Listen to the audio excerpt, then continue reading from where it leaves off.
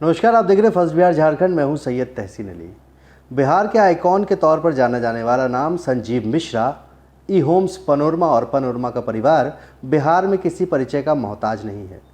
लेकिन कोसी सीमांचल में जिस तरीके से इनका कद बढ़ा है और बिहार में एक नाम बनाई है, अब बिहार वासियों को भी आस जगने लगी है कि पनोरमा उनके द्वार कब तक पहुंचेगा। हमारे साथ मौजूद है संजीव मिश्रा। बातचीत करेंगे पनोरमा के बारे में, उनके व्यक्तिगत बारे में और बिहार के कुछ हलचलों के बारे में। बहुत बहुत स्वागत है सर हमारे चैनल में आपका। बहुत बहुत नमस्कार। सर बताएं, कोसी सीमांचल में अब पनोरमा तो खैर ब्रांड है ही, और यहीं से वो ब्रांड निकला है जो पूरे हिंदुस्तान में कहीं ना कहीं आज नाम कर रहा है। अब बिहार वालों को उम्मीद है कि इस जगह से बाहर निकल के बिहार के अलग अलग ज़िलों में भी पनोरमा अपनी छाप छोड़े, पहचान बनाए, कदम रखे। तो क्या कुछ ऐसा प्लान है पनोरमा का? देखिए, आपने जो बताया है कि अब सोशल मीडिया पे हमारे ज़िला से और पटना से कई और देवघर से सोशल मीडिया पे हमसे कांटेक्ट करते हैं, नंबर नहीं होने के कारण मैसेंजर के थ्रू। और हम जो कोई पोस्ट करते हैं उसमें कमेंट आता है कि हमारे ज़िला में जो आपने बनाया है पनोरमा सिटी और ई होम्स, वो हमारे डिस्ट्रिक्ट में भी आप बनाए। तो बिहार के अन्य ज़िलों से ये बातें आती है। जैसे मुजफ्फरपुर 4-5 दिन पहले सुपौल से आया था कि आप सुपौल के रहने वाले हैं, सुपौल में आप प्रोजेक्ट क्यों नहीं डाल रहे हैं। सहरसा से आता है, भागलपुर से आता है। मेरा भी मन करता है हर जगह करें, लेकिन रियल एस्टेट को स्टार्ट करना, उसको संपन्न करना, दोनों में बड़ा फ़र्क होता है।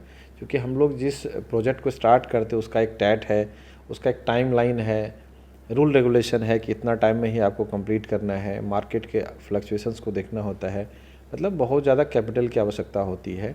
तो स्टार्ट करने के लिए मैं आज जिस ज़िले में स्टार्ट करूँगा, स्टार्ट हो जाएगा, बहुत बड़ी बात नहीं है। लेकिन उसको टाइम पे पोजीशन देना, कस्टमर के कमिटमेंट पे खड़ा उतरना बहुत बड़ी बात है। इसलिए हम लोग बहुत सोच सोच के काम स्टार्ट कर रहे हैं। लेकिन सुपौल ज़िला जैसे है, सहरसा है और पटना है, इन ज़िलों में हमारी तैयारी चल रही है। बहुत जल्दी हम लोग वहाँ प्रोजेक्ट लेके आएंगे।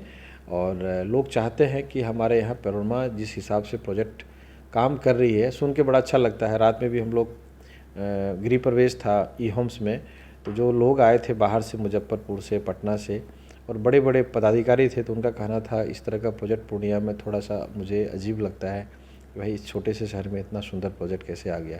इस तरह का प्रोजेक्ट आप पटना में भी लाइए। और ये हज़ारों की संख्या में लोग बोलने वाले हैं कि इस तरह का प्रोजेक्ट पटना भी लेके आइए। सुन के अच्छा लगता है, चाहते भी शुरू करने के लिए, लेकिन कहीं की हमारे एक लिमिटेशंस हैं। चाहे वो मेन पावर की समस्या हो, चाहे वो इन्वेस्टमेंट की समस्या हो, लैंड की समस्या हो, कुछ न कुछ समस्या है। या आप जितना काम कर सकते हैं, जितना आप कंट्रोल में कर सकते हैं अपने काम को, आपकी कैपेसिटी है, उससे ज़्यादा एक्सपेंशन करते हैं तो फिर आपको फ्यूचर में दिक्कतें आएगी। लेकिन धीरे धीरे हम 3-4 ज़िला में भी और काम शुरू करने जा रहे हैं, ताकि वहाँ के लोगों को घर मिले, वहाँ का रेवेन्यू जनरेट हो, वहाँ के लोगों को एम्प्लॉयमेंट मिले। ये सब काफ़ी मुद्दा, चूँकि जब एक प्रोजेक्ट जाता है तो वहाँ का, चूँकि रियल एस्टेट में वॉल्यूम में बिजनेस होता है, बड़ा टर्नओवर होता है, और वो हर व्यक्ति के पास पैसा पहुँचता है, चाहे वो वहाँ के लोकल गिट्टी सप्लायर हो, बालू देने वाले हो, चाहे ईटा बनाने वाला हो, मजदूर हो, मैशन हो, प्लम्बर है, इलेक्ट्रीशियन है। तो एक बहुत बड़ा सेगमेंट होता है, बहुत बड़ा एम्प्लॉयमेंट जनरेट होता है। तो हम चाहते भी हैं कि भाई हम हर ज़िला में स्टार्ट करें, और इसकी शुरुआत हम लोग बहुत जल्दी नवंबर-दिसंबर से करने जा रहे हैं। वापस हम सीमांचल पर आते हैं। जब पनोरमा तैयार हुआ, ई होम्स जैसा बड़ा प्रोजेक्ट आया, बिहार का ब्रांड बना, आपके नज़र में जब हम शहर के डेवलपमेंट की बात करते हैं तो कौन ऐसी चीज़ है जो शहर के डेवलपमेंट को रोकती? क्या चीज़ अगर आ जाएगी पूर्णिया में तो सीधे महानगरों जैसा फील आने लगेगा, वैसा इन्वायरमेंट यहाँ का तैयार हो जाएगा? देखिए, पूर्णिया आप देख रहे होंगे पिछले 4-5 साल से कंस्ट्रक्शन में, इंफ्रास्ट्रक्चर में बहुत तेज़ी से आगे बढ़ रहा है, और अच्छा हो सकता है। थोड़ी से कंप्लाइंसेस को ठीक करने की ज़रूरत है। जैसे मैं आपको बताऊं, बहुत ऐसे छोटे छोटे मार्केट मॉल्स बनना बाकी है, नहीं बन पा रहा है। क्यों नहीं बन पा रहा है? तो छोटा छोटा परेशानी है। जैसे अब रेंट फिक्सेशन नहीं हो रहा है, DCLR नहीं है, या है तो नहीं हो पा रहा है। रेंट फिक्सेशन नहीं होगा तो वो प्रॉपर्टी को मॉर्गेज नहीं कर पाएगा, मॉर्गेज नहीं कर पाएगा तो प्रोजेक्ट कंप्लीट नहीं होगा। आप सपोज 5 कट्ठा ज़मीन लिए, उस पर 1-2 करोड़ रुपये लोन लेकर के आप चाह रहे हैं हम मार्केट बनाएं, खुद अपना काम करें, कुछ और रेंट पे भी लगा दें, उससे मार्केट सुंदर होगा। लेकिन ये छोटी समस्या है सिर्फ LPC का। उसमें हमारा भी 2-3 प्रोजेक्ट फंसा हुआ कि नहीं होने से रेंट फिक्सेशन नहीं हो रहा है, साल 2 साल ज़मीन का लेना खरीदना हो गया है, कई करोड़ रुपए का इन्वेस्टमेंट हुआ पड़ा है, लेकिन वहाँ प्रोजेक्ट नहीं बन पा रहा है। रीजन एक छोटा सा नाम मात्र एलपीसी का है, रेंट फिक्सेशन का है। जब तक आपका रेंट फिक्सेशन नहीं होगा, रसीद नहीं कटेगा, एलपीसी नहीं बनेगा, तो आपको आगे अप्रूवल्स नहीं मिलेंगे। ये जो सिंगल विंडो सिस्टम की हम लोग काफ़ी टाइम से बात कर रहे हैं, पेपर वर्क और गवर्नमेंट का थोड़ा सपोर्ट और कंप्लाइंसेस यदि होने में, यहाँ मैं नगर निगम की बात करूँ, मैं सीओ ऑफिस की बात करूँ, या जो लैंड से रिलेटेड, प्रोजेक्ट से रिलेटेड हमें एनओसी और पेपर की आवश्यकता होती है, उसमें सिर्फ सरकार पहल करे, तो मुझे लग रहा है कि ये जो पलायन हमारे यहाँ से बढ़ रहा है और बिहार से लोग बाहर जा रहे हैं, लोग इनफैक्ट चाहते हैं कि अपने बिहार में काम करें, अपने स्टेट में काम करें, अपने ज़िला में काम करें, लेकिन ये सब जो हर्डल्स है इसकी वजह से लोग पलायन कर रहे हैं। मैंने देखा है कि 10-15 लोग तो ऐसे मेरे नज़र में है जो प्रोजेक्ट करना चाह रहे थे यहाँ, लेकिन इन सब परेशानियों को देखते हुए मूव कर गए, दूसरे स्टेट में चले गए। तो मुझे लग रहा है कि यदि हमारे जो यंगस्टर्स हैं, बहुत मतलब काबिलियत है उनके अंदर, वो काम करना चाह रहे हैं अपने यहाँ, लेकिन इन सब परेशानियों की वजह से वो यहाँ के लोग नहीं रुक पाते हैं और बाहर चले जाते हैं।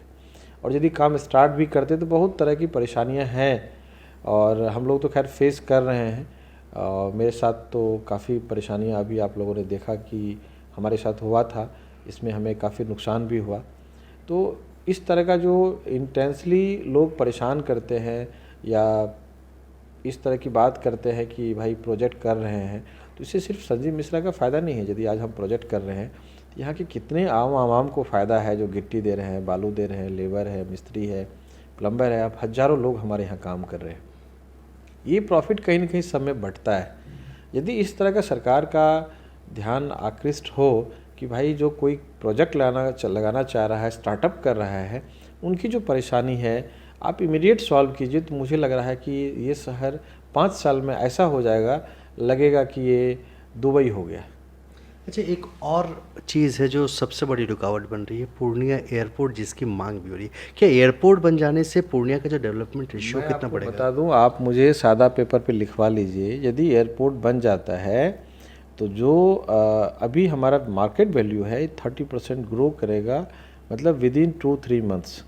यदि एयरपोर्ट आ जाता है, कोई भी कंपनी बिना एयरपोर्ट का नहीं आना चाहती, कोई भी कॉरपोरेट हो, जैसे हम लोग अप्रोच करते किसी कंपनी को, बहुत ऐसी कंपनी है जो चाह रही है अपना प्रोजेक्ट पूर्णिया में लगाने के लिए, लेकिन पूछता एयरपोर्ट है, स्टार्ट हुआ तो नहीं होने वाला है।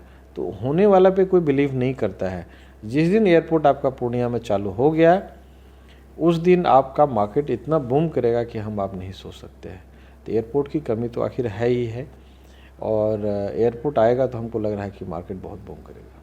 अच्छा, एक चीज़ बताइए, मान लीजिए कि एयरपोर्ट आ रहा है, ये चीज़ अगर हम एक चीज़ सोच लें कि हाँ 2 साल में एयरपोर्ट हो जाएगा, उड़ाने शुरू हो जाएगी यहाँ से, ऐसे में जो यूथ है, कुछ एंटरप्रेन्योर के तौर पे आना चाहते हैं, कुछ स्टार्टअप करना चाहते हैं, उनके लिए कौन सा रास्ता सही रहेगा ताकि आने वाले डेवलपमेंट रेशियो में जब पूर्णिया का नाम आएगा तो वो कुछ बेहतर कर सकें? देखिए, मैं बताऊं, यदि ईमानदारी से लोग काम करें ना, तो बिस्लरी आज 20 रुपये लीटर पानी बेच रही है। कोशिश हिमाचल में पानी का पूर्णिया में लगाने के लिए, लेकिन पूछता एयरपोर्ट है, स्टार्ट हुआ तो नहीं होने वाला है। तो होने वाला पे कोई बिलीव नहीं करता है। जिस दिन एयरपोर्ट आपका पूर्णिया में चालू हो गया, उस दिन आपका मार्केट इतना बूम करेगा कि आप नहीं सोच सकते हैं।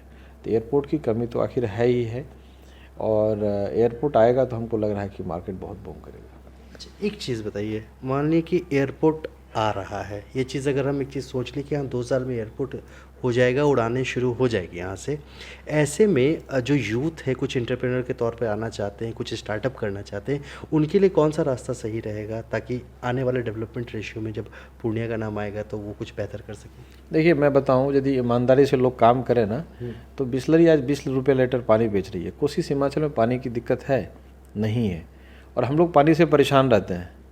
मतलब इतना पानी आता है कि हम लोग पानी देख करके हम लोग को लगता है कि भाई फीवर चढ़ जाएगा। वहाँ आप 20 रुपये लीटर पानी खरीदते हैं, वो पानी नहीं बिक रहा है, कंसेप्ट बिक रहा है। कंसेप्ट बिक रहा है, तो काम कोई भी छोटा नहीं है, कोई बड़ा नहीं है।